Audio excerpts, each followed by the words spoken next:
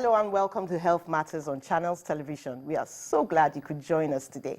I am Mary Alale Yusuf. Blood is such an important part of living things that it's commonly said that it's the life of the animal or the individual. Certain circumstances make it necessary for one person to get blood from another in order to survive. In low-income countries, children under the age of 5 receive 65% of the blood transfusions. But in high-income countries, 76% of blood transfusions are given to people over the age of 65. Dr. Titi Adeyemo is in the house to discuss blood safety and transfusion. Dr. Adeyemo is a consultant hematologist at the Lagos University Teaching Hospital. You're welcome to the show. It's always a pleasure to be here. So who are these categories of people that need a blood transfusion? Apart from accidents, blood loss in accidents. Yes, yeah, actually, anybody can need blood transfusion. As long as you're a human being, you may have circumstances that may necessitate that you get a blood transfusion. But by and large, blood transfusion, it's usually for women who develop complications of pregnancy. That's in Nigeria or all over the world? All over the world, okay? Sometimes pregnancies do get complicated, and as part of managing this complication, there may be a need to transfuse blood. Children, as you said, under the age of 5, particularly in these low-income in low-income countries where you have malaria being endemic, for example, and one of the complications of malaria is severe anemia. Okay, so those are the reasons why it's our younger people who need the blood more than the older ones. Exactly, in these parts of the world. Okay. For severe malaria and anemia, and then also for malnutrition, we would also predispose our under 5. Malnutrition makes somebody need blood? Yeah, when you're not eating well, then you don't have the building blocks for blood. Okay, why doesn't such a person just eat well? Poverty. But, okay. Ignorance. In having a blood transfusion, doesn't that cost money? Yes, it does. But, blood transfusion will now be a life-saving measure. Okay. Okay? Long-term malnutrition, no building block for blood, eventually poor growth, no low blood volume, low hemoglobin, and then heart failure, and then there will be a need to transfuse blood to preserve that life. Okay. And then also, as you said, road traffic crashes, mass casualties in this day and age of terrorism, anything can happen, and people would need blood. I'm wondering, why would someone over the age of 65 be needing a blood transfusion? They're not having babies anymore. Of course, advances in medicine and technology. People are now living for longer. Okay, and then some of the complications of old age, cancer coming on as we age, and part of the management of cancer, for example, okay, is blood and blood product transfusion. Okay. Okay, so in parts of the world where you have over the age of 65, it's usually for this indication. Okay, whereas in this part of the world where we have more of a transfusion below the age of 5 is for the treatment of severe anemia from malaria and malnutrition. Okay, we understand that blood has to be screened before it's given. Tell us, what are we screening for? Then we'll be talking about the concept of safe blood. Okay, the concept of safe blood is, in summary, is the universal access to safe blood and blood products. Okay. Blood has to be safe, otherwise, while you're managing a complication on a disease, then you'll be adding an additional burden. From the donor? From the blood products or blood product transfused. Okay. So the blood has to be safe. And all effort is usually made in making blood and blood products safe for the transfusion. When you say blood products, I mean blood, isn't it just blood? What are these products we are talking about?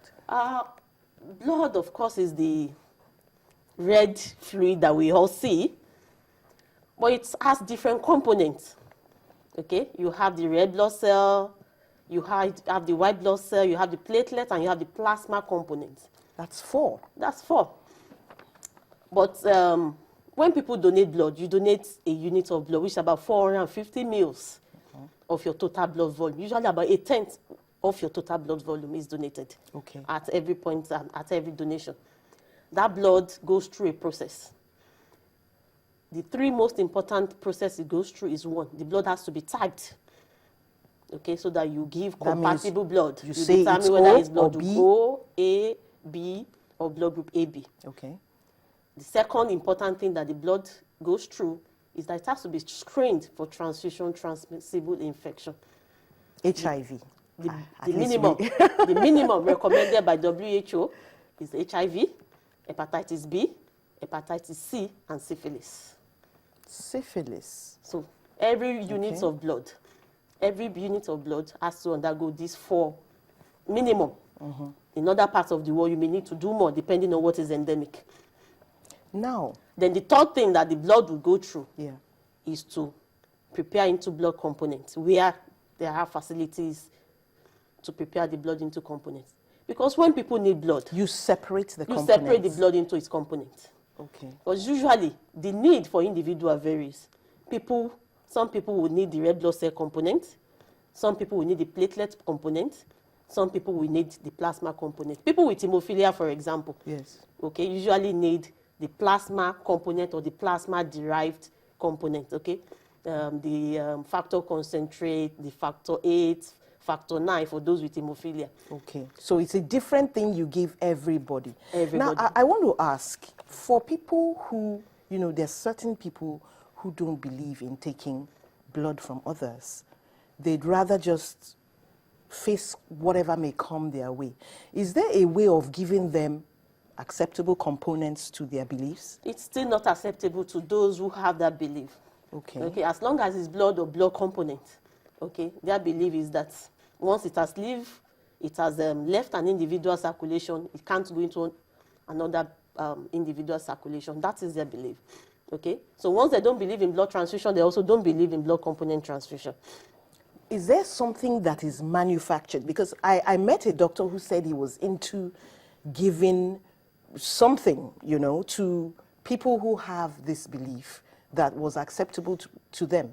Is there some kind of synthesis that is done? As far as I know, as at today, there is no replacement for blood. And blood should be used judiciously and transfused only when indicated, when necessary, when it is going to be life-saving. If it's not going to be life-saving, then it's not worth giving that blood. Because no matter how much save you think you have made a blood component, if it is not necessary to transfuse, then you would be doing the recipient an injustice. So it has to be absolutely necessary. Absolutely indicated. Okay. Now, in taking blood from donors, people have always said it's good to donate blood, come and donate blood, In taking blood, there are some diseases which we've been told are not immediately apparent in the blood that is taken. How do you accommodate that? How do you go around that? That is why the blood goes through screening. Now, before a donation, let me quickly go through the process of donation. There's what we call the pre-donation assessment, health assessment. The health of the prospective donor will be assessed. The donor have to be determined to be fit for donation, because donation have to be safe for the donor. It also has to be safe for the recipient. So the pre-assessment, the pre-donation assessment is to ensure that the donation is fine, it's good, it's okay, for the donor. And it's also going to be safe for the recipient. So you're going to ask questions about the health of the individual. And that is one of the benefits of donation. When you avail yourself for a blood donation, then it's like a free health test. Yeah, exactly. You get an opportunity to have a health check and to ask questions and to be referred appropriately if anything is detected. So you ask questions about your health. You ask questions about your lifestyle. Questions about the lifestyle is to ensure that the blood you're donating is safe for the prospective recipient. And then you're also giving a quick health check. You have your blood pressure monitored. You have your weight checked. If you're overweight, you're going to be advised on weight control, and so on and so forth. Then you're going to have the blood donated in a friendly and clean environment. All right, and then the blood is now going to be screened. Part of the questions that is asked, do you have hypertension? Okay, is your blood pressure being controlled? Your blood pressure will be checked. Okay, if you have an hypertension and you don't know, your first time may be during the blood donation process, and then you'll be referred appropriately. Is that person ineligible? Donation will be deferred at that time. Okay. Sometimes we have what we call temporary deferment, and then we have what we call permanent deferral. It is deferred permanently if we think donation would always be unsafe for you or unsafe for the recipient. If you think donation at this instance is going to be unsafe for the donor, then we will defer temporarily.